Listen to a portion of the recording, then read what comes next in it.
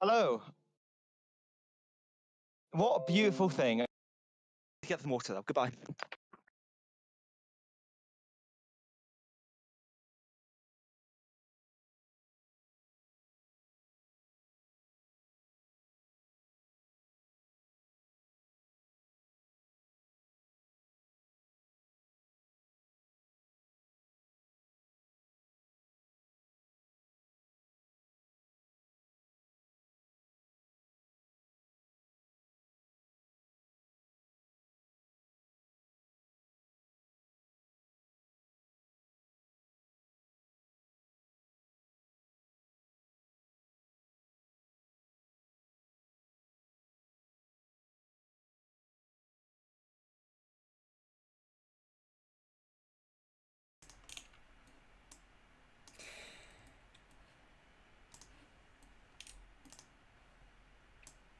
Right. Evening, everyone. I just wanted to go sleep and do a commentary. But the commentary wasn't working, and I found this out. Lewis Hamilton is under investigation for an infringement at the end of the race. I'm once again joined by Morgs or Morgan. Hello. I came back on quick request. we went off air and we saw it on Twitter. Basically, right, we'll read out. We'll go via Chris Medland F1. Just give me 1 second to get it up. But we'll read out exactly I'll bring it up on statement. screen. I can do that. We've got we're very advanced here. Here we go. There you are. Look at that. Oh, what has happened to the Qatari flag? Oh Lord. Poor thing. What's going on there? How do I fix you? Yeah, okay. Ignore the Qatari flag, but just you could just read the actual read the actual thing. There we go. Oh, see, that's exactly what it's meant to look like. Yeah, there we go. No worries at all. Yeah. So yeah, continue the story. Yeah. So as you can see on the screen now, breaking news, which was 20 minutes ago, or 30 minutes ago now. Hamilton summoned to the steward for use of safety belts. According to him, it relates to the, as you can see on the second tweet, it relates to Hamilton undoing his belts on the cool-down lap when the International Sporting Code regulations state you can't do that. And the article in question, which he quoted to this, drivers must be properly restrained in their seat by safety belts in conformity with the technical regulations for the vehicle concerned. At all times during competition, when it's mobile, on a circuit, pit lane, special stage, or competition course. He did then, Chris Medland has come out since and said, given this as international sporting code infringements after the race has ended, it's more likely it'll be a financial penalty than a sporting one. But obviously, with how the stewards have been this weekend, we don't know. Yeah. Could be interesting. Obviously he's safe from a 5 and 10 second penalty. Because I believe the gaps are bigger than that as they cross the line. But still, nonetheless, I think this just rounds off what has been a pretty torrid week for Mercedes with the stewards. Stewards, yeah, maybe not torrid in the race. The races have gone all right, but I'm sure Toto Wolff absolutely. I don't think he's missing the stewards room too much at this point. There we go. So I'm trying to fit a thing in frame again. There we go. Is that moved? The timer's moved. I'm not entirely sure how it's managed that. But yeah, it's just not going well for them. It's just not going well for them. What was Max's penalty rate? Did Max do it? I remember Charles doing it. Yeah, Leclerc did it in 2020, wasn't it? I believe it might have been a fine, but the difference for him is that he did it in a race, but he also pitted immediately to sort it out. Yeah. So, but the fact that Hamilton probably purposely undid them to get the flag or something could be somewhat different. It's a different situation. Yes. Obviously, at the same time, it's not a race, so it could be even lighter. But as well, it could be harsher because it was on purpose and not a mistake. Nice to see me back. It's not nice to see me back. You've had enough of me in the last 30 hours or so. What's possible penalty for this thing? Well, it's most likely to be a financial penalty, but seriously, the way the stewarding has been going this weekend, who actually knows? And I don't think there's a lot of previous for deliberately taking the seatbelt off recently since they tightened a lot of the rules. So I really don't know. It's most likely to be financial. The same sort of thing that we saw Max get.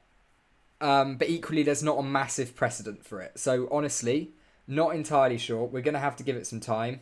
I've got the document up on screen. Right, let's boot up the documents website as well. I'll quickly do that so you can see anything as it comes in. So what's it? FIA F1 report documents. There we go. So see if God, I can't be doing this. We're doing another. This is deja vu for every single one of the people who watched the original Hamilton and Verstappen calls last night. Yeah. Right. By the way, I think we're going to need to keep referencing what's going on because I think lots of people coming in not knowing what's going on. So just a summary, basically Hamilton is under investigation for undoing his seatbelts on the cool-down lap. It's a difficult one because the only other instance of someone coming up having no seatbelts on is Leclerc in 2020 in the Spanish Grand Prix, but it was not on purpose, which I believe Hamilton would have done it on purpose to get the Brazilian flag and jump out the car, sort of thing. Yeah. So how do you mute Discord notifications? I'm going to try to. I appreciate that's a really annoying noise. I'm going to try to figure that out. You carry on. I'm just going to say I'm just quickly doing that. Yeah. So Hamilton is under investigation for that. We're really unsure on what the potential outcome of it could be. Very likely, according to Chris Medland, it could be a financial. But I'm thinking about it more. I'm thinking if it's not a financial, what would it? Would they go straight to a DSQ for that, or would they just go to a just 5 second? Because it's not in the race. That's the only issue. That's the thing. It's after the race has ended. But then after the race. But then at that point, it's part of it's still part of the race procedure. So I don't really know. And the thing is, this was very much likely a deliberate undoing in seatbelts, which we never really see. And I suppose someone would have bought it up with the hope of getting him a penalty. That would have been a thought. Marco. Yeah, that's only a certain team who just lost a race to him may want to argue that. From the menu that appears to right, I really do need to mute this notification. So sorry, I will leave you doing what I've been doing for the last several hours, but I'm trying to turn off the annoying noise.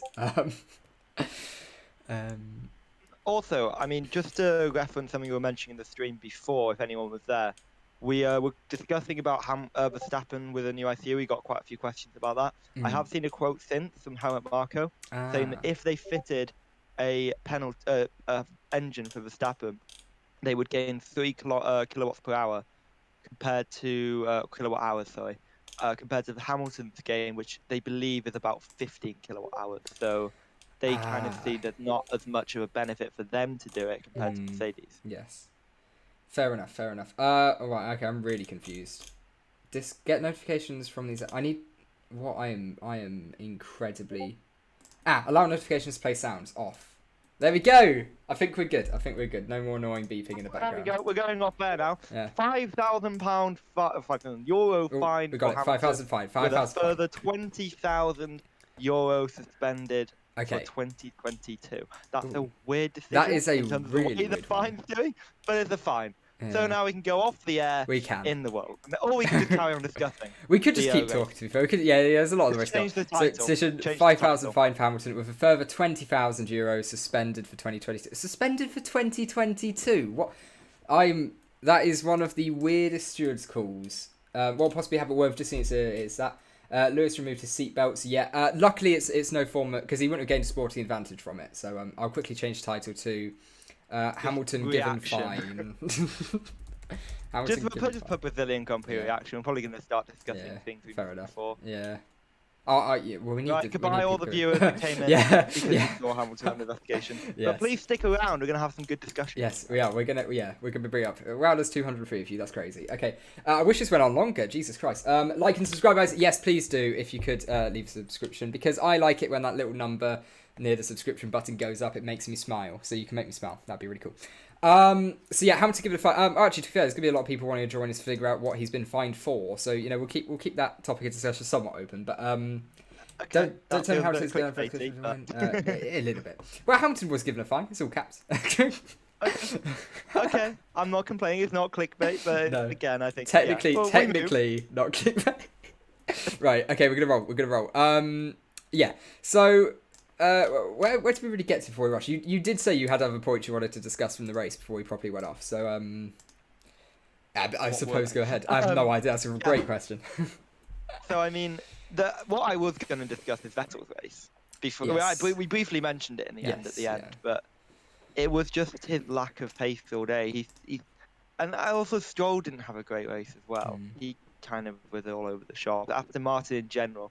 I mean, also I wanted to discuss the AlphaTauri Alpine battle at the moment because that's eating up for was it fifth for them? Sixth? Yes, yeah, battle there, yeah. So yeah, I mean, what do you want to start with? Well, should we start with Vettel because that's sort of where we rounded off last one. So for anyone who has just joined, I sort of want to go over it because I know more people have joined during that. So what's happened is Lewis Hamilton came up was under investigation. Oh, I wish we started that stream half an hour ago. We'd have peaked at like over 1k. He's been given a €5,000 fine and a €20,000 suspended for 2022 fine as well. I don't really understand how that works. But basically it was for loosening his seatbelts on the cool down lap. I assume to grab the Brazilian flag because that's the only reason I can imagine. People are comparing this to €50,000 for touching a wing compared to what was this 2,000 for 5,000 for actually undoing your seatbelts in a moving car, which is interesting, definitely interesting. But yeah, so I just thought I'd cover that quickly for everyone here. We've seen crashes on the cool down lap before. Vettel Stroll, wasn't it? I think. Oh yeah. That's like if let's say that Stroll undid the seatbelts, he would have had a heavy knock in the end from that. Vettel I think would have been fine, but it still wouldn't have been hurt. It still would have hurt him. Yes, probably. Yeah. So I think the seatbelts are there for a reason, aren't they? That's the thing. When you have some sort of fine or penalty, but at the same time, it shouldn't be less than touching a car. It should probably be equal touching a car. Yeah. Effectively one of them is putting in jeopardy Parc Ferme, and the other one is putting in jeopardy driver's safety. So, I think it should probably be even. Really, it seems a bit excessive for Verstappen, and then very low for Hamilton. That seems a little bit odd. I am seriously regretting having not streamed for the last half hour because we genuinely would have got over like 1k viewers. But nonetheless, you guys are here, so we're going to be still doing over some of the general just race debrief, but also keeping up to date with any developments in any of this as well. So just to let people know as well, we did do a race discussion between 7 and 8. Then we went off then. This investigation comes up. So we won't necessarily be talking about everything that you may be expecting. We'll be talking about some of the other points. We will probably end up having the discussion about Red Bull and Mercedes again. I'm going to restart the penalty poll. I'm going to restart that because there's going to be a lot more people coming in. So I want the numbers. I want to see. Now we've cooled down a bit. Let's see what everyone thinks. So should Verstappen have received a penalty? I'm just going to leave that poll running in the background. We won't discuss it too much because we've sort of already gone over it in a previous stream that is up on the channel if you want to watch it. I think we did a great job personally. So yeah.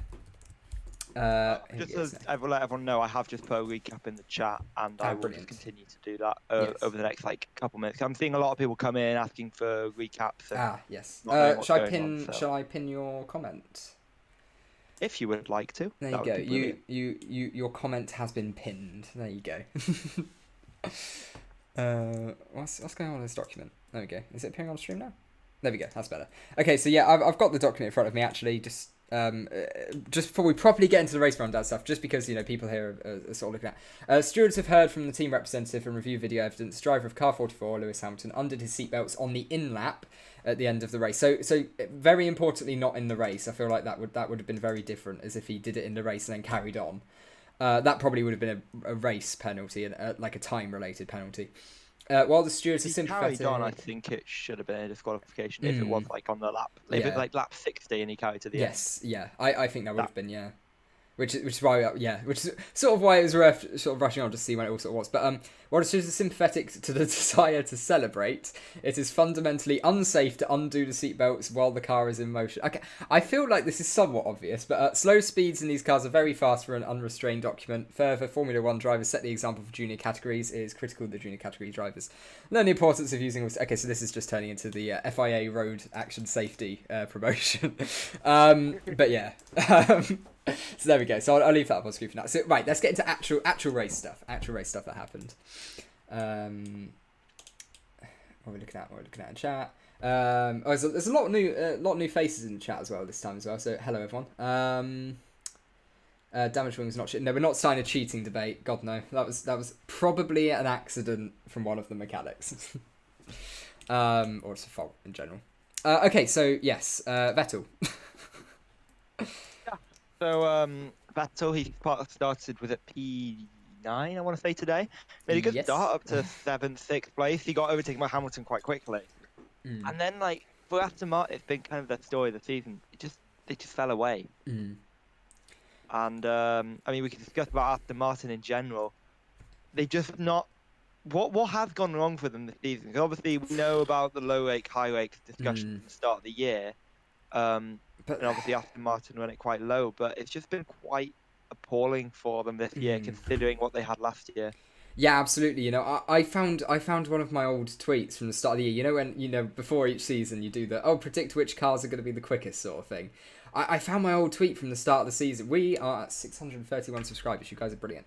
Yeah, I found my tweet, and I think I put Aston Martin third. So that just sort of shows, you know, how much hype there was about them, and you know, the thought of what will they be able to do. It just hasn't materialised this season. Of course, they were hit hard by the floor changes and the wake as well. But I don't know. They haven't moved forward at all. I don't know whether that signs that they've just sort of focused on going a different way from the Mercedes copycat route for 2022, and obviously they wouldn't be able to do that anyway because it's completely new regulations. But you know, I feel like they're just sort of going in a different direction, just focusing purely on next year, really. Yeah, I remember at the start of the year, I put a tenner on this season-long bet, and it was loads of different things. But one of them was Aston Martin to finish in the top 4. Everything else is coming through, and it's just there, sitting there. Aston Martin top 4, and it's just £10 just fading away. It's so sad. You never know. They might get 3-1-2s at the end of the season. Yeah, they've been sandbagging all this time. They're just going to do a late. I don't even think would that even be enough. I think don't they're even about know. 100 and something off. Points behind Ferrari. Yeah, they are miles off. Something stupid. It won't be enough to 3-1-2s can save. No. Even if Ferrari and McLaren finish out the points. Yeah. You know what? You might actually be right. They are really far behind. Aston Martin 68, 4th place McLaren 256. So that I apologize. Down 68 points. Apologies to tell you, but that bet is not coming in. How are they that low? That's ridiculous. It's sort of easy to say, look at their race results and go, wow, they've had a poor season. But when you put it into this context, McLaren 256, Aston Martin 68. That has gone. That's gone really bad. As well, they've had the volume's the very low, is it? Is it my volume? Or is it my volume? Whose volume's or is really it low? Both of our volumes? Or it could be both. Or you might want to turn your device volume. No, I'm kidding. It's all yellow barring for me on OBS, so I don't know. If anyone else is having some issues with the volume, just say, and I can turn us all up. Right. But yeah, I was going to say, that Aston Martin have had the pace in Baku, Monaco. They were rapid on those tracks. Yeah. They were Hungary. I'm not going to count, although they technically got podium because obviously turn 1 took out most. I think nine of the top 10 who would actually compete were taken out. Yeah. I think it was both McLarens were caught up, both Ferraris were caught up in it, both Red Bulls and one Mercedes, and then Hamilton had his own issues. So we're not going to count Aston Martin's deserved second place on pure pace on that, but they have had the pace to finish in the top, at least better than the rest of the midfield in Baku and Monaco. So it's just weird how inconsistent that car is and how slow it usually is. Yeah, I don't know, it is weird. Again, you know, we were saying, like, it's been a bit like Ferrari in the early stage of the season. They somewhat... You know, they're so inconsistent. You know, like Monaco, they were able to grab pole. That's not something to raise your nose at. That is an absolutely brilliant achievement. And obviously, unfortunately, Leclerc put it in the wall and damaged part of the car. But it's the same sort of thing, isn't it? That I don't get it with Aston Martin. Some of the tracks really do suit that car, and others are just they're absolutely not there at all. And could it be a similar sort of thing? You know, the tracks you've named could be a little bit like Qatar. And so you never know. They might do okay there. We might see a little bit of an upturn. It looked for a while like Vettel could have a good race, but yeah, he just sort of fell off. And it was pretty weird to see. Weird to see for a race. I don't know if it's a strategy thing, to be honest. I might have to do a full rewatch of all of that. Yeah, I'm pretty sure. Sorry, I just kind of just checking Twitter there, so I kind of zoned out what you said. Were you talking about Baku? Or was I completely wrong there? Yeah. Yeah, I mean, with that, I'm pretty sure they were literally raw pace. I mean, remember Stroll, he stayed out a long time. He was actually having a good race in Baku as well. Yes. And the safety car, I'm pretty sure, helped Vettel, but his pace that day, he was more than deserving of that podium. Well, obviously, he got a bit of luck with Hamilton and Verstappen both messing up, but he was more than deserving of fourth place in that race, and he got slightly lucky that he moved up. Also, you might want to think about mods. I'm seeing spam in the chat. Yes, well, I do have some mods, but I'm not sure if any of them are here. Yeah, I just see the spam. Yeah. You can make me a mod if you want. I'll make you a mod. You can be a mod. There you go. I'm rising to fame here. Yeah. They get add mod. There you go. You're now a mod. Beautiful. But yeah, it's with Aston Martin. I think really they just need to make sure they beat Alpine this season, but it's too far behind now. I think as well for that. Potentially, yeah. But that was pretty much their only aim after pretty much about round 5, and they're going to fall well short of that unless they get a very chaotic race in tracks which probably aren't going to be great for entertainment. Yeah, and to be brutally honest, is their driver lineup up to it? Like if we, I'm thinking about this. We have Vettel who, look, he's still an okay driver, but we've seen recently he's not at the same level that he used to be. That's just a fact. And like Lance Stroll, well, he was out in Q1 in Brazil this week. So, I mean, I don't know. It could be a situation. You know, we were saying people were predicting earlier on in the stream today. I think in the pre-race stuff. So you weren't in this one. They were saying that Haas could be one of the top 5 cars next year, and I'm like, okay, that's all well and good, but their driver lineup's not good enough to do anything with it. Yeah, because obviously Vettel is a 4-time champion. I'm not saying he isn't a world-class driver when I say this, but he is not that driver anymore. No. And I'm thinking if you get a current day Hamilton or Verstappen in that car, would Aston Martin even be ahead of AlphaTauri in the constructors right now? Potentially, maybe. I reckon they would be. Maybe the drivers would be. Maybe the good driver. If you put Hamilton and Verstappen in both of the cars, potentially, yeah. I think there's a good chance because you'd have picked up a lot of points from Stroll, and less, but still quite a few points from Vettel as well. Yeah, because I mean, there's been quite a few times this year where Aston Martin have just been on the fringe of the points, but they haven't got it. No. I'm pretty sure Vettel's only got a handful of top 10s in terms of second and like a few 7ths, and that's it. Yeah. But I reckon if you get Hamilton Verstappen, they could potentially make that difference in qualifying, which would put them in a position where they could actually be for points. Then we saw Vettel fall away again today. Yeah. So I reckon they probably would be ahead of AlphaTauri, but I think it's all ifs and stuff because obviously Aston Martin are not going to be able to take Hamilton away from Mercedes and Verstappen away from Red Bull, but it's not the best driver lineup they've got at the moment. I'm wondering whether that has cost. Yeah. Not the worst to be fair though. Vettel is a world-class driver. He still is a brilliant driver. Yeah. He's just not who he was. No, there's a couple of extra attempts and there's a couple of extra attempts and a couple of seconds in the race, you know that just aren't there anymore. I think that's fair. I think that's very much fair. So right, whilst everyone say a chat, I haven't really had a good reader chat yet. So obviously we've got rid of the spammer. Thank you. Why? Hold on. Why is the title now say New Verstappen ICE? Question mark. That's not a question. No, the thing is, Marcus Winch just said it's not worth it. So that's not happening. Well, I was going to discuss it. That was the next. Okay. That was the next topic. We can discuss it, but it seems a bit like clickbait to me, and I'm protecting your dignity. I've lost that. Yeah, no, I was going to go on to that once you're done with Vettel because I was just reading a little bit more on it with specific numbers. So, yes. Well, yes, where we go. We will discuss that now if you want that. Yeah. Yeah. So I was just seeing some of the numbers before. And it's sort of it's just that people join. They're not wondering what we're talking about. Why we're talking about engines when the title was Hamilton fine. Basically,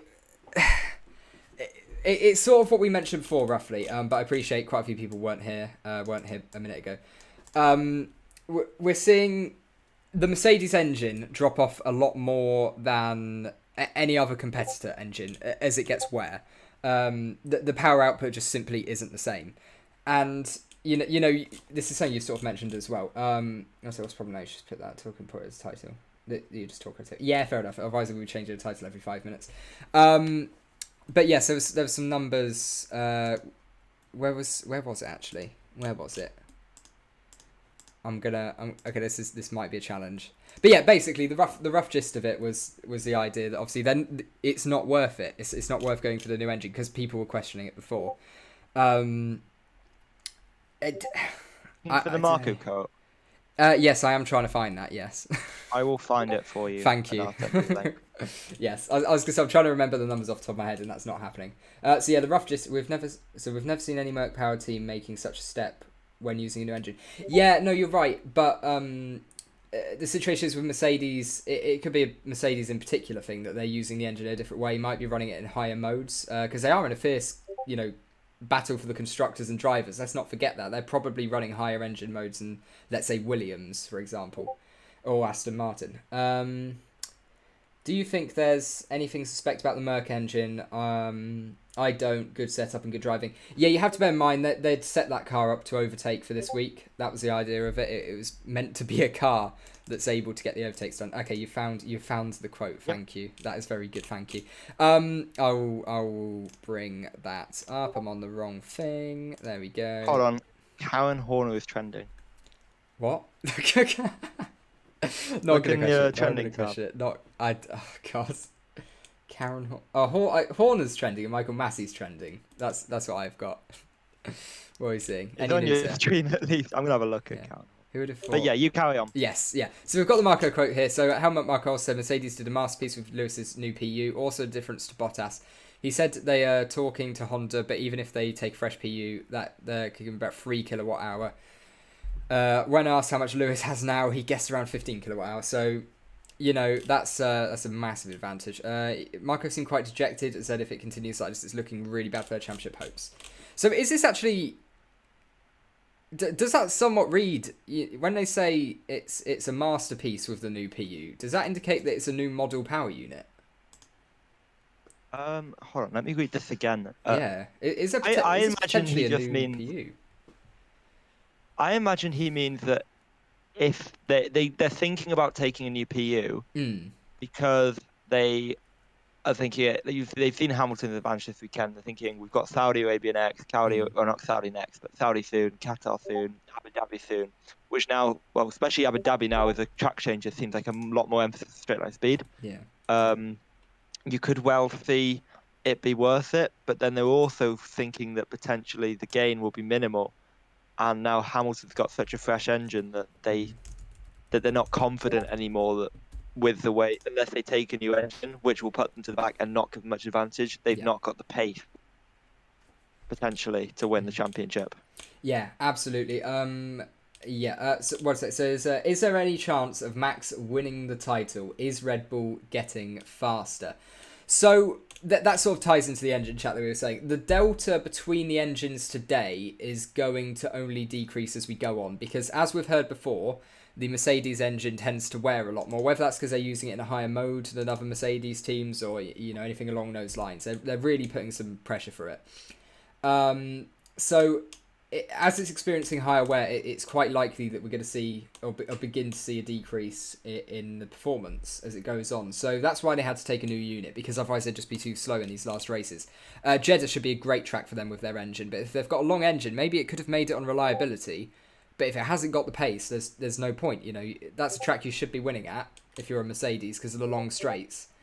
And if you're not, you've got no chance of winning the title. In regards to is there any chance of Max winning the title, the answer is very much yes. He's still odds-on favourite to win the title. It's going to hang on Qatar. Qatar's an incredibly important race. Would you say it's a must-win for both? Yeah, to be honest, yeah. If Verstappen wants the title, he must win it. But if Hamilton wants the title, he must win it. Basically, I think that could be one of the deciding races because we're somewhat expecting... we've said that so many times this season. We expect a team to do well, and it does. I remember Jensen saying that at the end of Austin. We expect a team to do really well somewhere, and then all of a sudden it's the other way around. But yeah, like the last two races really should be more favourable towards Mercedes than to Red Bull. So if Max wins, if Max wins in Qatar, that gives him a 21-point lead in the championship, which means he can afford to come second in both races and still win. So it's a must-win for Max in that sense. He's literally just got to get top 2 in both races, and he's sorted. He's won the championship. Well done. But if Lewis can win, that gap all of a sudden goes down to 7 points, and that's excluding the concept of a fastest lap, which I assume either Bottas or Perez will be stealing from each other for the rest of the year. Then mention as well, just to emphasise it, with how important Qatar is. Yes. Just doing the math in my head. If Verstappen wins Qatar, including fastest laps, he only needs 2/3. 2/3, beaten by Bottas. Yes, that's as long a good point, as isn't it? him or Perez get fastest lap in at least one race. Yes, yeah. Because if they tie on points, Verstappen will win on countback because he will have more wins at the end of the year. Wins, yeah. If he wins Qatar. If he loses Qatar, though, obviously the gap comes down to 7. Yeah. We head to a Mercedes track. Yeah, and then it could be 0 coming into the final race in Abu Dhabi, which could be a Mercedes track. Wants, which theoretically is looking to be a Mercedes track with the track changes that have been made for this season. Honestly, I love the fact that there's only 14 points separating them now, because it genuinely does set up the possibility of them being tied on points coming into the last race, which is the absolute dream, surely. I think every F1 fan's wanting that. No matter which side, obviously, if a Verstappen fan would like NASCAR, him to come in winning by ages, but yeah. As long as in Abu Dhabi, if it tied on points, I want to see Hamilton and Verstappen on the front row, with Hamilton will be behind a countback, so I'd prefer him ahead. Yes. But honestly, either way would be fine because it's whoever wins the championship. Yeah. And I think that would be fireworks. Yeah. I just hope that weekend there'll be similar pace. Yeah, absolutely. I mean, could you imagine today or like the end of Austin if that was for the championship? If that was for the championship, how amazing would that have been? That's absolutely crazy. I do want them going in even on points, and the fact there's 14 points, it means it's open. We could be seeing in 3 weeks time now. We're coming into, or just 2 weeks and 6 days. We could be seeing them even on points coming into the last race. Absolutely crazy. But how can he win Qatar with that slow car as today? Will it be faster? Right, so Qatar should favour the Red Bull more because it's more of an aerodynamic dependent track. However, there's still elements of the circuit that are reliant on the engine, such as the big long straight at the start. That's really the only part of the track, but if Mercedes can gain a good 2-3 tenths there, it could maybe counter what they lose in the rest of the lap. So, I think Qatar qualifying, we said that in a previous stream, is going to be incredibly important because it's going to be really hard to overtake because there's going to be a big effect of dirty air going through the real quick corners at Qatar, or the repeated hairpins basically. So there's going to be a lot of effect for dirty air there. So qualifying is going to be really important. If Mercedes qualify on pole with a straight line advantage, they shouldn't be overtaken. But equally, if they start second or third, they probably won't overtake either, even with a straight line advantage. Because, as much as it's an advantage, we're only talking a matter of tenths. You're going to lose that more through a section of quick corners if you're following a car closely. Yeah, exactly. I'm just trying to see if I can send you a picture via Twitter or something so you can actually see the track. Yes. Or actually, like you can put it on the stream. Yeah, I'll get a I've photo sent you of the it now. profile. Yeah. Oopsies, don't wanna really show that. There we go. Just exposing all of my DMs on the stream. Right, there we go. To do. See, I've got so many things open now. Too many tabs. Yeah, there's so many tabs. It's impossible to keep track of. Good. But yeah, I mean, if you look at the track anyway, you can just I'm sure a lot of people in the stream know what the track looked like. Yeah. It just looks fast corner, hairpin, fast corner, hairpin, with no real straights except start finish straight. Yeah, and that's where, of course, all the moves are going to happen, because unless you have a lot more grip than the car ahead, we're not going to see many moves. It should be a relatively boring race, actually. Not to hype it up too much, but I don't think it's going to be the most exciting one in the world. You never know. We say that about France every year. Yep. Yeah, every single time. And then it was actually really good this year. Although something, I mean, on the France conversation, I mean, we won't spend too long on this, but I do think the track is a bit underrated anyway, and I think I was saying it on my Twitter I agree. before. I agree. It has got... everyone hates it because of the looks anyway. It got unlucky in 2018 and 19 with having... So, 18, I'm pretty sure... One of 18 or 19... Oh, 18, Bottas and Vettel, two front runners have crashed out. Yeah. Hamilton had the superior pace over Red Bulls. He could just... And then in 2019, we just had a Mercedes domination at that point. So until this year, it never really had a race set up to be a classic. But it had the potential. It's got decent straights. It's got difficult areas of the track. It's just a runoff that I don't like there, really. Just the way it looks. But it looks horrendous, but... yeah. Yeah. But in terms of how it performs as a track, I think it does a decent job, at least with the current regulations. I think it's a bit underrated. Yeah, and potentially even next year with regulations that do encourage a bit more racing. Each time we go to all of the tracks next year should theoretically be better. That's the goal. Okay, right. We've got football debate now, which I'm all for, actually. What we got going on? They clearly found something. It's up to debate if it's legal. Yeah. I don't know. I mean, look, we have to bear in mind with all this Mercedes engine talk and like the legality of all of it. Try saying that 5 times. I'm not going to ever. You have to bear in mind that it's all been scrutinized after Mexico City Grand Prix. It was all scrutinized on Bottas's car, and everything on the car was found legal. So, look, at the end of the day, you can say, "Oh, it's too quick, it's illegal," but there's a good chance it's not. What are we seeing here? But how, even if it is a Red Bull track, today was a strong track for Red Bull, and look, they were way faster. Both Ham, obviously, even more. But will then Honda do an upgrade? Honda will not be bringing any upgrades at all now. I think Honda are very much done with F1. There'll be no new upgrades from them coming through anytime soon. Yeah, and I mean, you also have to think, is that the right time that Honda to leave? Because they're now really starting. This year has been their first year where their brand, obviously they've been winning a few years before, but their brand is now, they've what was it, 2015 they came in? They grinded for 3 years with McLaren, didn't work out. They got a lifeline with Toro Rosso really, and it began to form some sort of hope for them. Then 2019 Red Bull, they had an improvement, and now they've finally reached their goal. Not really yet, but they've close to reaching their goal of the championship. And then they just leave it.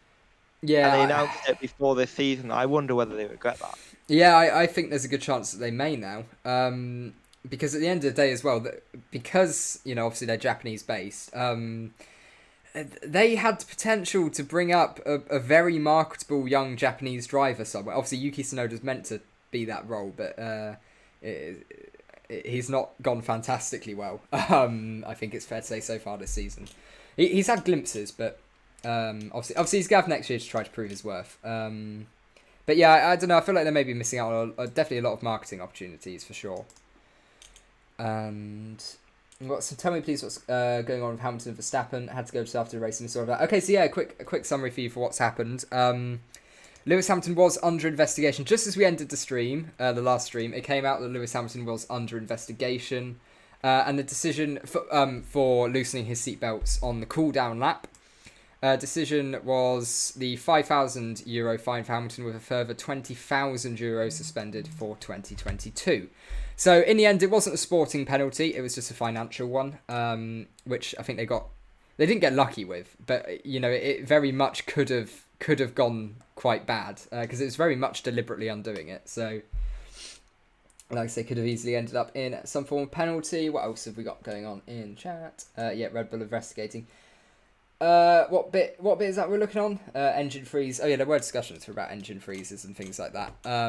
I don't know if that's actually coming to fruition too much. I know that was debated quite a bit. I'm gonna go to the this tab now. So we're properly talking about the race now. What next? I think I was just thinking maybe you might want to cover something else first, but maybe the Alfa Romeo with the rumored / half officially confirmed second seat for Guan Yu Zhou. Yes. I'm going to change the title again to Zhou. Oh, here we go again. No, there's no clickbait. No clickbait. Zhou, okay, Zhou to Alpha. There we go. Zhou confirmed it. No, Guan Yu Zhou. Obviously, if you're not on Twitter and you don't follow F1 news much away from the actual race weekends, you might have not seen, but Guan Yu Zhou has not been confirmed yet for Alfa Romeo, but it's very much rumored that he will be there, and there has been screenshots from China of an Alfa Romeo dealership pretty much saying congratulations Guan Yu Zhou on your new Alfa Romeo drive. Yeah, exactly. And it looks like to be that way. So obviously that means Guan Yu Zhou would be partnering Valtteri Bottas in 2022 at Alfa Romeo. I mean, can you see that going favourably for Zhou at all, given his... I mean, he's had a decent F2 season so far, but, he's not going to win it. And, drivers who don't win F2, apart from, obviously, barring the year when we have, Russell, Norris... and Albon, that's a real high caliber grid, but especially with the current grid, it's okay, and Zhou's doing all right. But he's a couple of seasons in now; he's got more experience than the rookies. Yeah, I mean Norris, if you use him as an example, he hasn't won a Formula 2 title, but he finished second in his first season. Yeah, and kind of everyone knew, this guy's pretty special. Yeah, especially with Russell also being a rookie as well. He was beaten by. It was two rookies that came in the same season, dominated. Guan Yu Zhou's currently second, all well and good. Good season from him. I'm not going to take that away from him. But it is his third season against people who potentially came in this season, or they've had one less season than him. And I'm not really sure whether he is F1 caliber, considering you've got Oscar Piastri out of a seat next year. Exactly, yeah, that's the most annoying thing. If Oscar has a seat, then I would say, give Zhou a shot. He has done well this year, and I think next year his being alongside Bottas is very good for him. He will have a very good part. What's the word? Very good mentor. That's the word I was looking for. Yes, yeah. Alongside him, who's been in race winning cars. He knows how race winning team works. Would be brilliant for Alfa as well. Who haven't been at really the Sauber / Alfa may haven't been at the top. Really, but Bottas is going to know the ins and outs of how a team works at the top level. He was coached himself by Massa, really at Williams. Yep. So he's gonna be probably a perfect mentor to Guan Yu Zhou to start with, and it's also someone that Guan Yu Zhou could probably compete with every now and again if he is good enough for Formula One. Because Bottas, no disrespect to him, he is a very average driver, maybe top average. Yep. And that's a driver that you'd want a rookie who has potential in Formula One to be at least challenging every couple of race weekends for qualifying position or a race position. So, it'll be an interesting decision, and it will be interesting how Zhou adapts. Yeah, it really will be. And it's gonna be a big thing because it will make or break Zhou's career. Obviously, he's got a lot of financial backing, so he's probably going to be around for a while. Potentially frustratingly, depending on how well he does. But I don't know. I really don't know what to expect from him, really, because at times he's looked like a decent F2 driver, but then other times he can really just sort of fall into obscurity in the F2 grid. So it's nothing standout. He's a competent driver, but to be honest, I wouldn't really rank him massively above Mazepin. So I don't know. He's better than Mazepin for sure, but like he's not on the same level, let's say, of Leclerc, Russell. I wouldn't even say Albon, to be honest. Maybe just about Albon, but definitely not clear. Well, I'm just looking at his junior record now, pretty much racing career summary. Except for the Italian Formula 4 Championship, where he finished second, and the F3 Asian Championship this year, where he won it. He has not had a single top 5 finish in ADAC Formula 4. He was 15th, but he only did 9. He did full season of FIA Formula 3 European Championship. In the first year, he was 13th. Second year, he was 8th. And third year, he was 8th. Okay, that's not ideal. Formula 2 was 7th, 6th, and now 2nd, potentially. Okay, I'll take it back. He's no better than Mazepin. No. It's all right. He's got... Hold on. How many wins has he got? 4, 6, 7... 14 wins in all junior racing. So, Alfa Romeo are signing a driver who appears to be somewhat inconsistent with his race results. Maybe picks up a win, but then doesn't do fantastically well the rest of the season. Who does that remind you of? The one in the other car as well. Alfa Romeo, they're going to be top 5 every race and then just 15th. It's going to swap each race. It's going to have binary results. It's going to be... I mean, something to mention as well, Yuki Tsunoda, because obviously he's come in this year and he's kind of having the season that I reckon Guan Yu Zhou might have next season compared to Bottas with how much he's outperformed. I'm just going to have a look at his junior record now. He's not as bad, but he's quite similar. He won Japanese Formula 4. He was actually no, that's harsh that I'm saying that. I'm looking now. Japanese Formula 4, he did 2 races, and he got a podium in 2016. Okay, yeah. That was like his debut. Yeah. Then he finished 3rd on his proper first season, then won it next year. Okay. That I'm actually being quite harsh thinking that. Yeah, that's alright. What I was thinking is that the only thing I have a criticism for him is the Formula 3, where he finished 9th on rookie season. And then he got promoted straight to Formula 2. And then he got straight to Formula 1. I think he was rushed a bit into Formula 1. I think so. I think he'd definitely benefited from another year in Formula 2. I think that's very much fair. Mind you, actually saying that, look, Formula 2's been very disjointed this year. Would he have actually developed many skills racing in Formula 2, with months between races? It potentially might have been a better call in a roundabout way to bring him up into Formula 1. A worse call for AlphaTauri as a team, but potentially long-term development of the driver. It might be better off for him, maybe. Yeah, Only raised the point in the chat. I did not...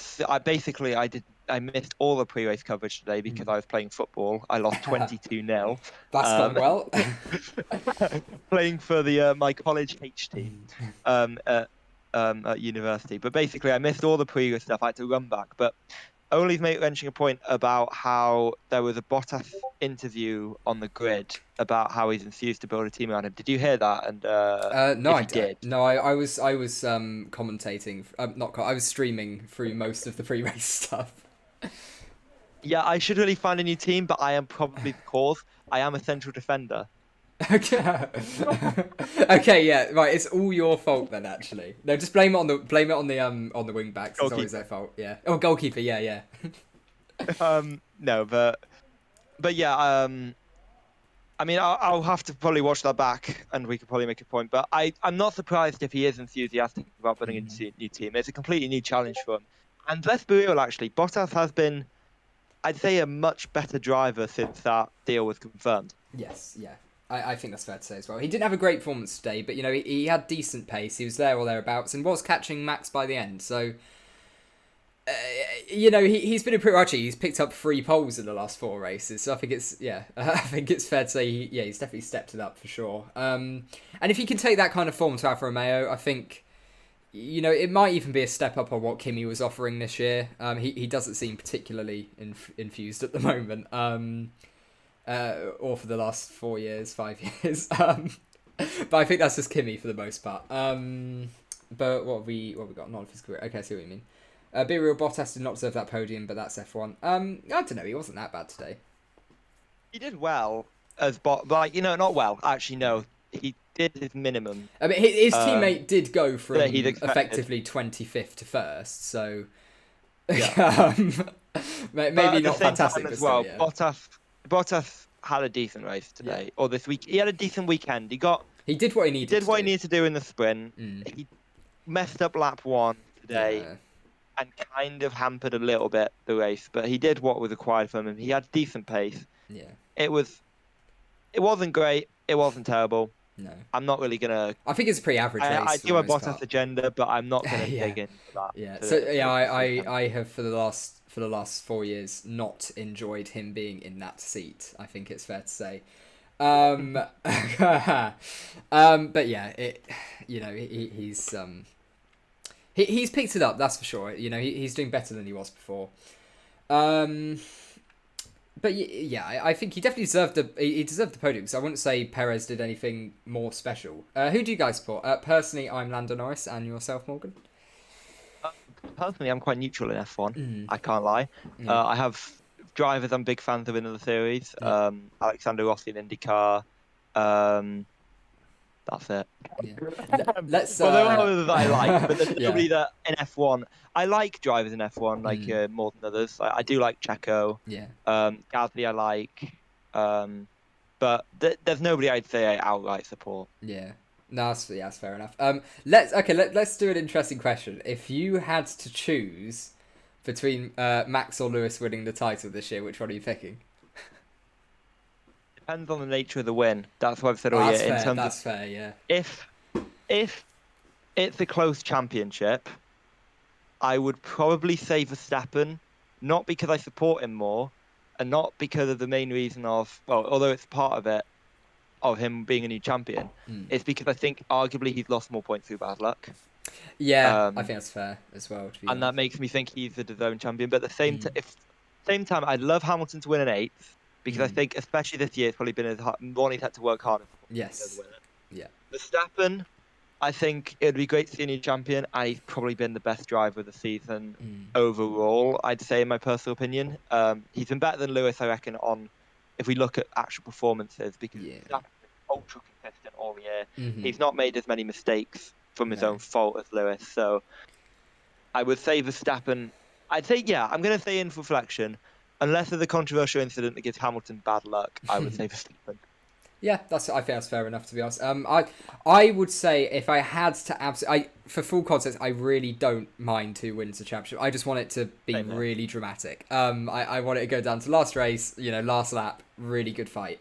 But for the sake of not having an incredibly moody dad every time I watch F1, I think I might have to go with Lewis in that sense. Also, to be fair, I'm not a massive Schumacher fan, so I would just take a little bit of joy in seeing his record beaten. Just a tiny bit. Just a little. But yeah. Overall, though, genuinely, I'm not fussed. And looking at Ole's question, do you think that it will be Hamilton's best championship win if he does win it this year? It's not his most dominant, but it's probably going to be one of the hardest for. Obviously, 2008 was as well, but it's definitely one of the hardest for, and probably against a better driver in Max Verstappen, who's probably approaching the prime of his career. You've got Lewis. He's definitely not in the prime of his career anymore, but Max is definitely near that. 2008 is best. 2008 was really good. That was really hard fought, and I think it's somewhat level with that for like how hard he's actually had to fight for it. I'd say in terms of how hard he had to fight for it, it's probably equal with 2008. Yeah. But in terms of his best championship win, I wouldn't. So I'd say in terms of his personal performances, this has been a very. I would want to say a very poor year, because it hasn't. No, it's been not been relative. A great year. Relative. Yeah. Do you think Lando will be a future champion? I said in the previous stream, I think Lando is going to be a very much Jenson Button-esque figure in F1. He's always going to be there, and he's going to put in good results. Maybe not incredibly consistently, but he's a reliable driver. He's going to put in some pretty good results. Every now and again, do something special. You give him the right car, and he can absolutely win the title. And I'd love to see it. Yeah, I'd actually absolutely love to see it. But I do have to be a little bit realistic with it. I think with his career, you're looking at 1 or 2 championships max, especially with Max, Charles, George. Who else looking forward, would really be pushing for a title? So who we mentioned? Max, Charles, and George. I think going to be like the main trio, and then I think you've had Sainz is underrated. Yes, Sainz as well. I put him in. I think he's in the same boat as Lando. Given the right car, he could win a championship. I think alongside Leclerc, if Ferrari, because people are tipping potentially Ferrari as being the ones who could take advantage of regulation. I'm hearing people mention that. I think Tomo made a video yesterday thinking about Ferrari, but I do kind of agree with him there. If Ferrari nail the car next year, I reckon Leclerc will beat Sainz, but Sainz will probably give him a good run for his money. Yeah. I think Sainz is like a Rosberg in a way, actually, in how I'd rank him.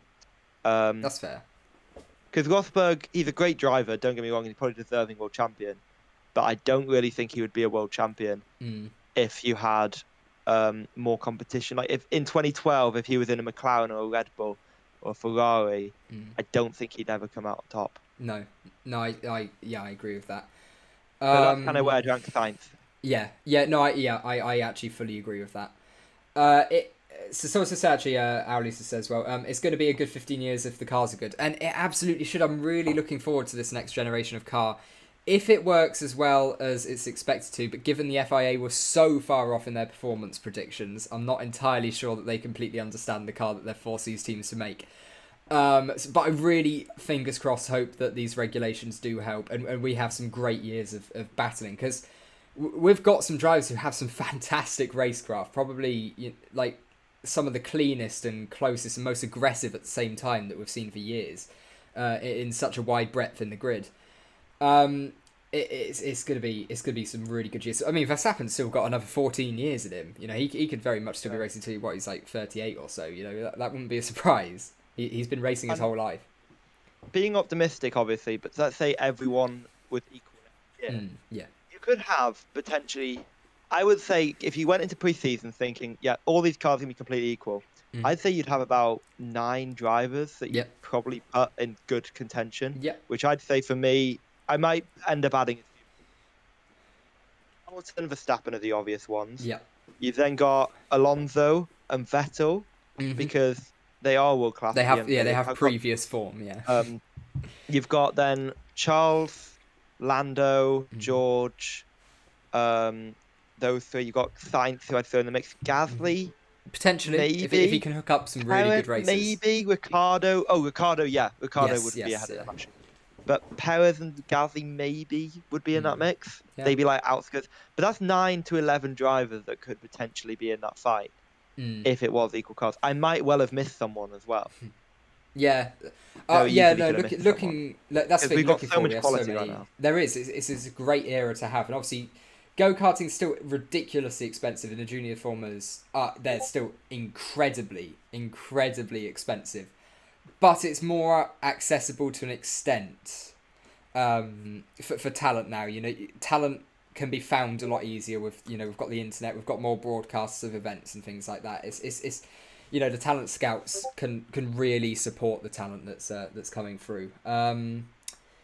So many good young drivers, going to be awesome once the old guard, Lewis, Vettel, Kimi, etc. leave. Thoughts on Mick rookie season? It's sort of the curse of Mick's rookie season, isn't it? He's never really been fantastic, and he hasn't set the world alight. But at the end of the day, his teammate's Mazepin, who we can gauge absolutely nothing from at all. He's done well, I suppose. I really, there's no gauge put on his season because we have no idea how good that car actually is. It looks like a dog to drive, but could that be a clash of driving styles or something along those lines? We don't really know. I would say personally, we can't judge his season. No. He could be a world-class driver that we've not really seen. Actually, no, because I think he has actually been probably closer to Mazepin than I would expect, and beaten by him a few times today being an example, I think. But to be fair, he did have that issue with his front wing. But at the same time, he has also crashed it a few times. But at the same time as well, that is hard to drive. He's not really been racing anyone but Mazepin. No. And we just can't judge yet. I think next year, if Haas are just in a place where they're at least beating one team, we'll get a better judge on it. Absolutely. I've actually just found a quote from Toto Wolff as well. It's an hour ago this came out, but I haven't seen this or read it out on stream. So Toto Wolff post-race with Sky, quote, "The decisions have brought us so close together." That's on the grid penalties he's talking about. "It's against us. This is what Lewis felt all his life. We now feel it together as a team." I find that one quite sort of like actively saying that the stewards are almost working against them. Seems like I mean, I don't know. Is that really the case? Would you say that there's enough evidence to say the stewards are working against Mercedes? What? No. No. I'm looking at that quote because we'll get to the question chat in a minute, by the way, guys. Don't worry. But yes, we will. Yeah. But if I'm just staggered by that. I mean, I sound like I'm flustered. I'm staggered because you've got. If you broke the rules of DRS, whether it's by 10 centimeters or 10 millimeters or 0.1 millimeter, you have exceeded the technical regulations, and that is an instant disqualification. There is no two ways about that. No. I think their argument is as well because I think Red Bull were allowed to change their rear wing pre-race as well because there was some damage on it, which Mercedes did. Yeah, which Mercedes did not. They weren't found. They got permission from the FIA to change it on the Red Bull, or like change elements of it because obviously if they can prove it's a spec part and it's damaged, they're allowed to do that. Or same spec part, even not a spec part. Full stop. Yeah, so I was listening to that when I just ended the first stream, and I was like, oh, hang on, that seems to. I can see why you might be rubbed the wrong way on that. Right, we'll quickly jump into questions chat. So predictions for Qatar. I'm going to say, because I really want them to be even on points coming into the last race, Hamilton, Verstappen, and then Perez, if he can find some, if he can pull out a good performance, I imagine. What would you go podium wise for Qatar? I need to think of something different now. That's why I went first. Let's go ambitious. Okay, so with Qatar, it's hot. Yeah. Mercedes engine blows up. Verstappen, Perez, Sainz. Okay. I would have said the same as you, but I kind of had to change it up. So there we go. Verstappen, Perez, Sainz. Mark my words. Put your life on it, and it will come true because I said it here. Oh god. Predictions for Haas next year.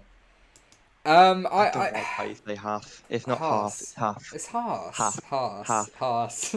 Let's not get into this debate. Arse and ass. Sorry, I was just describing the two drivers. Right. Right. I think that casual slander leads on to my point pretty well, actually. They could have a competent car. It could be like 6th or 7th fastest car, probably, but their drivers just, for me, aren't good enough to extract a lot from it. They'll probably end up 8th or 9th in the standings, I imagine, but probably 6th or 7th fastest car, I think.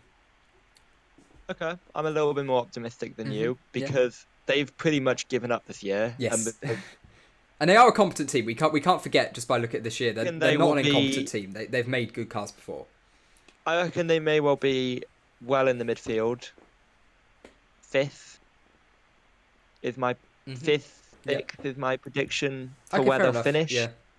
But it also we have that unknown of Mazepin. So just for me, Mazepin's too weak. We have a complete unknown on Mazepin. Yeah. We kind of know Mick's good. We've seen performance in the F2. Mick's a competent driver.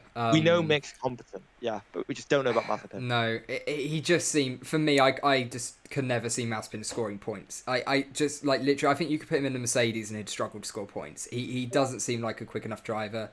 Seconds off his teammate in qualifying sometimes. It's just... qualifying's weak, but he can fight Mick in the his race pace. I mean, he beat Mick today, obviously with the damage, but like he still beat him, I suppose. And in the race as well, Silverstone he beat Mick. Yes, on pure pace as well. Yeah, there are races where he can compete, and I think it's harsh to write him off completely out of any chance. Maybe out of consistent points and things like that. Yes, but no, I see what you mean. Actually, I agree with that. Yeah. Yeah. I don't think Mazepin has the potential to go long term. I think he could either complete unknown next year, especially if the grid's close, which it may not be. We don't really know. Yeah, who knows at this because point?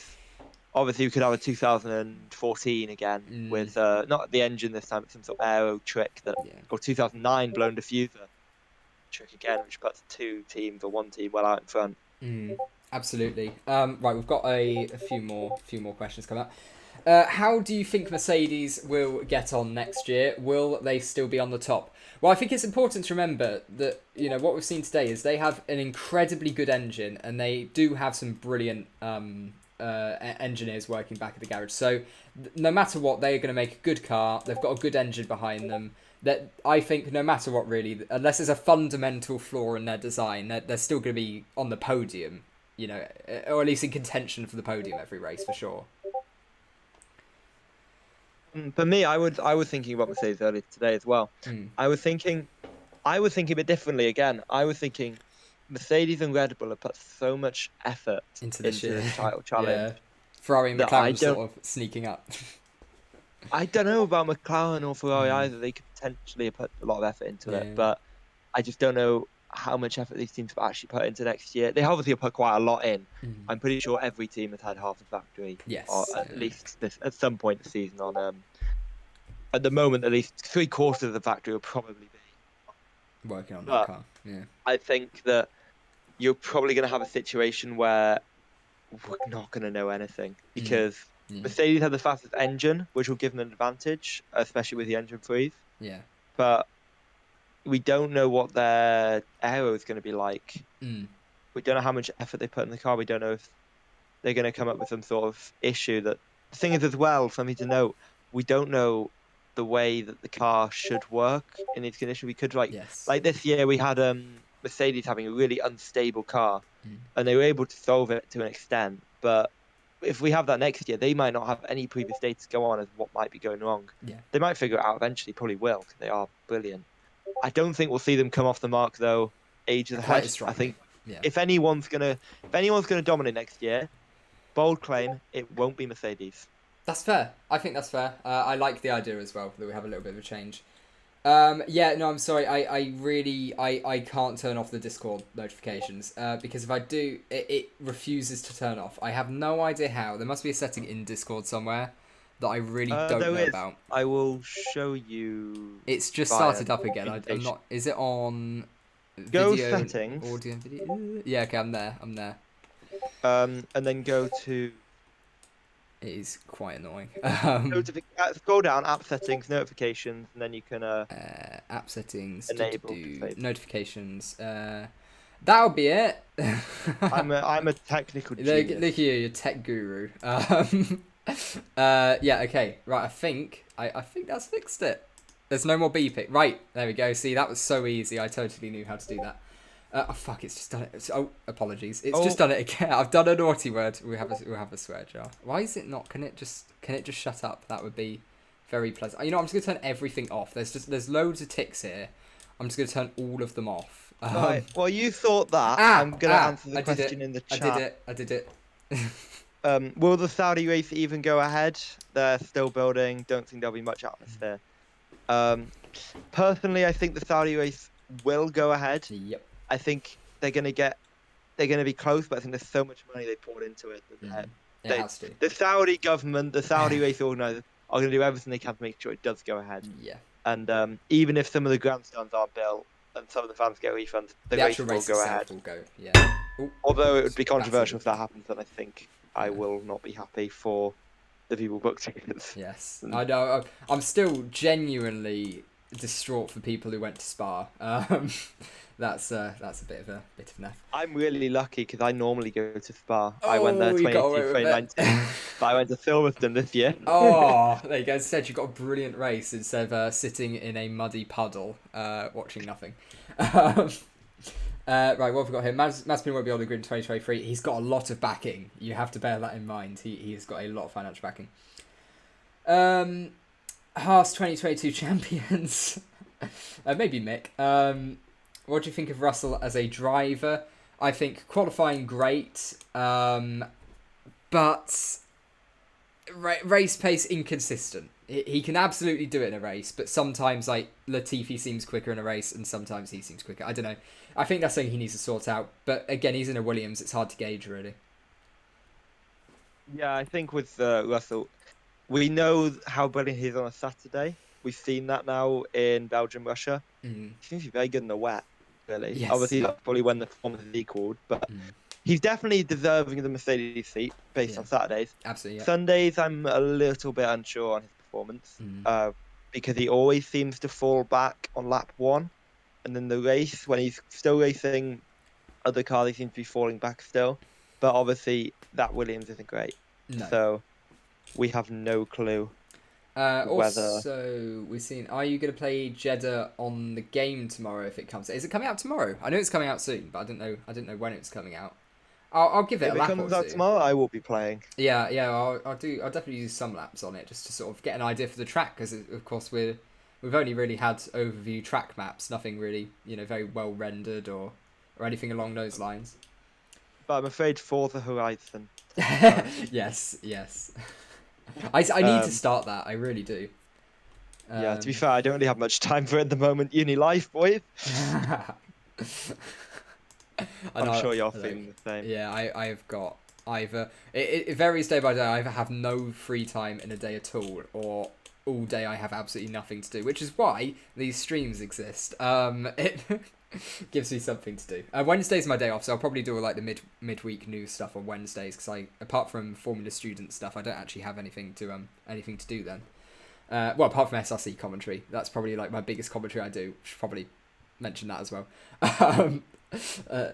Yeah. You didn't answer what you thought of Russell as a driver, though. No, I did. About being okay in. Oh yeah, no, you did. Yeah. Okay in quali, and then not fantastic in race. Yeah, it's sort of mirrored. Yeah, that is my. Oh no, it's 5.6 at the end, not 6.5. I think. I don't know. Wait, what is it? I just no, it is 6.5. It is 6.5. Oh wow. Okay, well I spent ages trying to learn it the right way around, and I've just forgotten which way around it goes. Apologies. That is my Discord. That is the correct Discord. Okay, is there much else that we need to go over? Because I feel like we've put in a pretty good shift. We've done nearly about 2.25 hours of post race stuff. So actually, it's gone really well. It flies by, honestly, how quickly these go. We started this particular stream's an hour old over that. Yeah. That didn't feel like that. No, but I mean, chat, if you've got anything you want us to discuss, we'll discuss it. Yeah.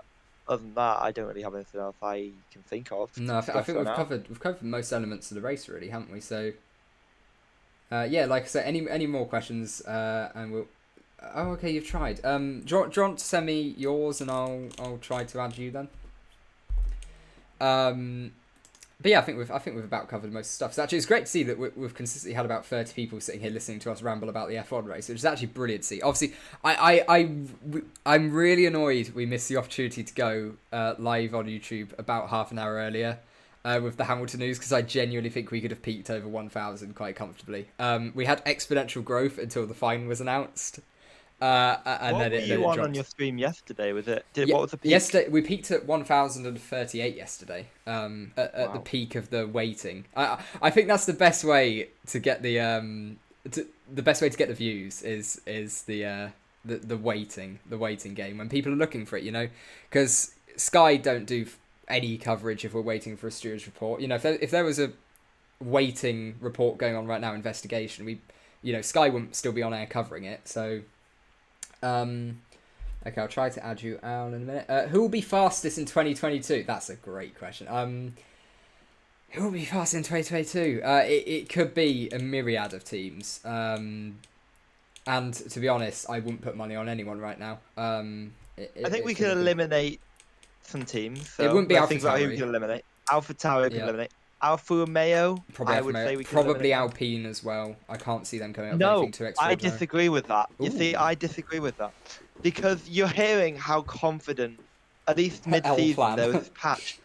Well, no, there was, yes, but genuinely, that although we make memes and stuff on that, genuinely, the words that are coming out from Alonso, from the team, Alonso seems really happy despite the fact he's not really performing well. That's true. The fact he's saying wait till next year, it'll all come together next year. They seem very confident about what they're doing next year. And I'm very confident they might not be at the fastest car, no, but faster. But I think they might well be up the grid more than they are. Maybe third fastest. They might compete for podiums. Okay. They may even compete for wins. Yeah. Because the ideal situation is that you look, so they're what, like the 6th fastest car at the moment. Is it 6th? I think they're 6th, aren't they? I would say they're 6th fastest. Yeah. So yeah, they could still be 6th, but higher up the grid. So like as in Reddit. So let's say we have our, the AWS graphic where they show the car performance graphs. Let's just say everyone's slightly more over to the left-hand side. That's the idea. It's just less field spread on general pace, and then you could get a lot more interesting races for sure. I don't think it'll be quite. I can't see Williams. I don't think it will. I hope it is though. I don't think it will. Oh yeah, no, I think Williams. Yeah, but one thing I do want to mention is that the 2022 regulations. I don't want to put a downer on it all, but I don't think we should put hype of it being a closer field. Yes. It'll just be different better racing, in terms hopefully. Of yes. And better racing because with the new regulation system, we've seen it so many times. 2014, 2017 to an extent as well. 2009, 2005. We've seen a completely more spread out field than we saw the previous year. We can't say 2004 was very close, but behind Ferrari, it was close. To an extent, but like 2012, 2013, although Vettel dominated then in 2013, was quite close, the field spread. Yeah. And then 2014 kind of disappeared. 2017 it really disappeared because then you just had Mercedes, Ferrari, Red Bull ages away from everyone else, and everyone else spread out. So yeah, I don't want to put a bad idea in everyone's head, but I reckon we'll just have different teams at the front, but it won't be very close throughout the field. We might have 2 teams very close, or 3 teams very close. It'd be ideal, but yeah, I don't think we'll have like 6, 7 teams really close together. Yeah, no, I think that seems fairly likely. I think that's definitely plausible. Yeah, I don't know. I feel bad for like the Williams brand as well because it's just completely off the rails. I can't see them going anywhere really. And like even this is unreal, but even like looking around for like uni job placements, which I was sort of looking at because I'm going to be looking at that next year, like looking for applying to them next year. Just sort of getting some pre-looks at like Williams. You compare it to the things that like Mercedes, Red Bull, McLaren, and all of those teams offer, and then you look at Williams. It's like, okay, you're a small team. You're going to be covering all of these roles, and it's like it's such a wider. Less people doing it, a lot of a wider thing. It just feels like it's not really going to go anywhere for them. Then I sort of feel bad for everyone who's working there because I can't see it improving too much. Obviously, there's more funds there now, and they probably do have some capable designers, so they really could pull something out the bag. But I just don't see it really. Yeah, I do agree with that. Who else do you reckon we could eliminate? McLaren. I'm going to say them. Yeah. I don't want to, though. I don't want to. They've stated quite a few times that they believe that they're not going to win until 2024. Yeah. Okay, fair enough. I don't want to, though. I'm not. I don't want to write them out. So I'm going to say we can very reluctantly eliminate them. Brawl situation. That's what they need. I do think Mercedes Red Bull won't be top next year. They'll be top, but they won't be top. Yeah, that's fair. So I hope they're just close to the midfield in race pace, really. That's my main hope. Because in qualifying, we've had some pretty close qualies where the midfield have sort of nearly been able to mix it, especially near the start of the season. It was a little bit more temperamental up front.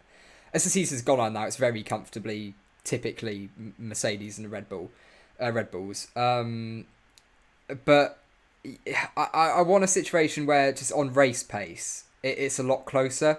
Because I'd probably prefer it to be further away in quali than on race pace because it's all well and good a Ferrari qualifying within 0.4 of Mercedes in a qualifying session, but then they're 1.5 seconds a lap slower come the race, and it's just I don't know, it's not a good situation to be in when those cars are at risk of being lapped and they're in 7th, 8th. And that has happened sometimes this year. Yeah, wasn't it a race not long ago? Might have been US or Turkey. It would have been one of that safety cars, so yeah, probably one of those. I think everyone was down to I think only Gasly, and I think it was he was in 5th or 4th. Yeah, and that's why no one wants to see that. There's no. Yeah, I don't know. It's not a great testament for F1 really at that point of competitiveness when that happens. But okay, are we all good? Are we all? I think we're all good, unless anyone else. It has was the any more US questions. Grand Prix where. Was it US? Oh no, actually no, it wasn't. But pretty much everyone was lapped down to Tsunoda, who was 9th. Then Norris to Ricardo was 5th and 8th, and they were pretty much only about 10 seconds from being lapped. Jesus. Fantastic. And then Leclerc was 4th. Yeah. Perez was 5th, but 3rd, sorry. But yeah. Okay, not great. That's not ideal. Yeah. But yeah, Brawn-esque situation. That's what any of the teams need, is a Brawn situation where they come up with something really innovative. You know, read a bit between the lines in the rules, and they get there. Okay, I think that's good to go, because we've been going for nearly an hour and a half on this one. I just slightly annoyed didn't start the stream earlier, but I was meant to do a commentary, but had some technical issues with it, so I thought we'll cover this. So yeah, yeah, RaceBeacon more important than my super pro commentary. You know when I said before as well, oh no, I don't need good luck, I'm too good. No, I needed that luck because the Xbox didn't work.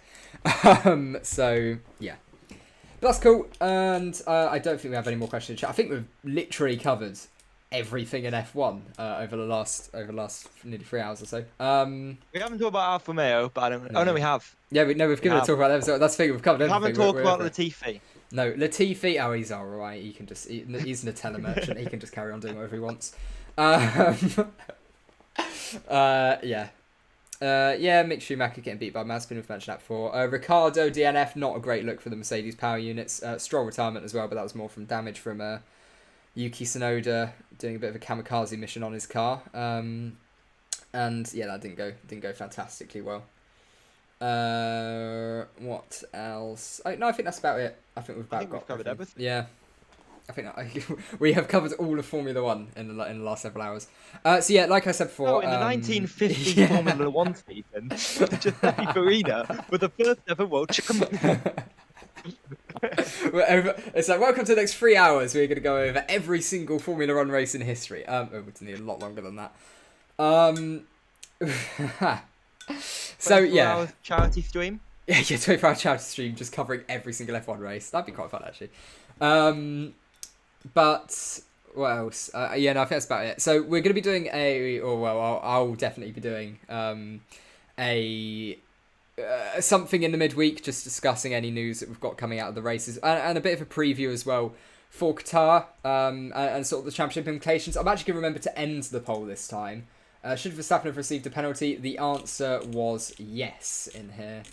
The democracy has spoken. And also, in a vote we did earlier today for who's going to win the race, the overwhelming winner was on about 57%. I think it was Verstappen, so it shows what you guys know. But yes was 53, no 46. That's actually a lot closer than I still thought upon looking at Twitter and original viewing, but that's all cool. So if anyone's here who's just been watching, I assume everyone here is subscribed now, because if you've watched us for this long, you've definitely got something wrong with you for a start, but also you should be subscribed. I'm just kidding. But yeah, okay, I think we're all good. We've covered literally everything in Formula One, and I hope you guys all have a good week. And yeah, I think Wednesday at some point, probably about not midday. I won't be awake midday. That's not happening. About 2:00, I'll probably go live for a bit of a chat with everyone again, because it's actually been really good seeing everyone in the chat. So that's all good. See you guys. I hope you all have a good week, and see you Wednesday. Good night. Finally this time. There's not going to be any more penalties. We're not coming back on.